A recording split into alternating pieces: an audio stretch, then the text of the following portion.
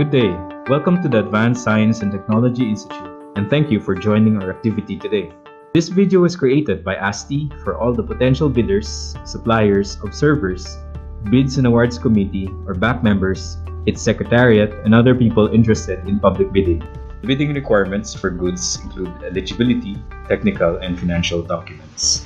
In preparing these documents, a bidder shall have two envelopes, one for the eligibility and technical documents and another for the financial documents. For the first envelope, bidders shall submit 1. The PhilJEP's Platinum Certification of Registration and Membership. Double-check the inclusion and expiration date of all Class A documents. 2. The bidder shall submit the following forms.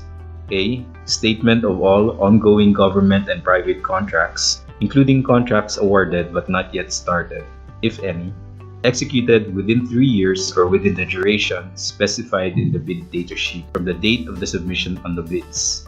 And B. Statement identifying the bidder's single largest completed contract, or SLCC, similar to the contract to be bid, which was executed within 3 years or within the period stated in the BDS.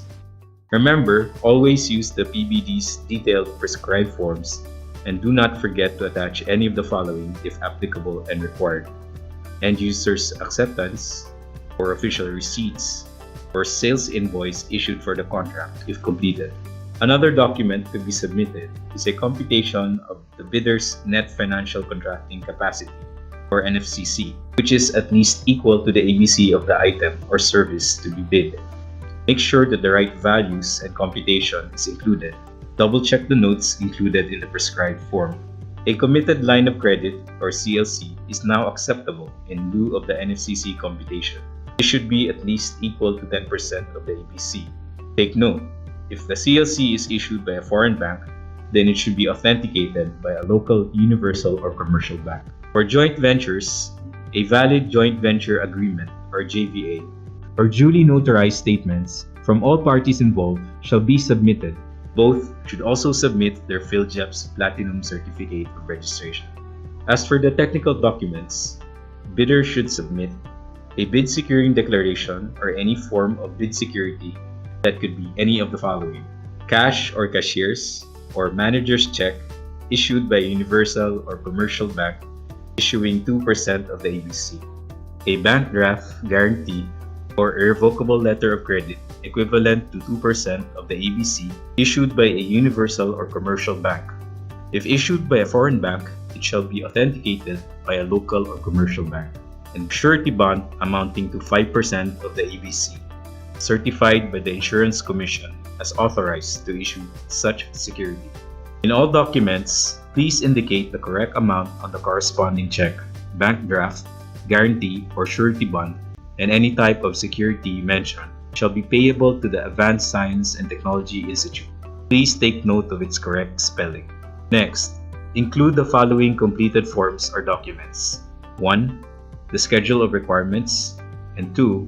Document of conformity with technical specifications. Answer the technical specifications with either comply or not comply on every line respective to each specification. And finally, include in the envelope an omnibus sworn statement. Additional requirements shall also be submitted if stated in the BDS, which includes but are not limited to a duly notarized secretary's certificate, proof of warranty, monitoring tool, audited financial statements, manpower requirements, and or after sales service or parts, customer feedback form. Now let's go to the second envelope, which shall contain the required bid form, which shall include 1. The price schedules offered from abroad or from within the Philippines. 2. Any other additional documents that may be stated in the BDS. Please take note that the computation of the total price should not be more than the ABC. Remember, always fill in all the blank spaces in the financial bid form.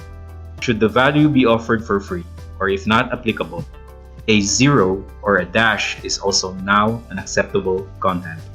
As a requirement for the seals and markings of the envelopes, all envelopes shall contain the name of the contract to be bid in capital letters, bear the name and address of the bidder in capital letters, be addressed to the procuring entities BAC chairperson, bear the specific identification of this bidding process, and bear a warning of do not open before and then the date and time scheduled for the opening of the bids. For the specific markings of each envelope, bidders shall enclose their original eligibility and technical documents in one sealed envelope marked in capital letters, original dash technical component, and the original of their financial component in another sealed envelope marked original dash financial component. Seal all of these in an outer envelope marked original bid. For the copies of the documents, put it in another envelope. It shall contain exactly the same requirements as the original envelope, similarly sealed, duly marking the inner envelopes as copy number 1 dash technical component and copy number 1 dash financial component, and the outer envelopes as copy number 1, respectively. To have a successful bid, here are some tips and reminders. Number 1.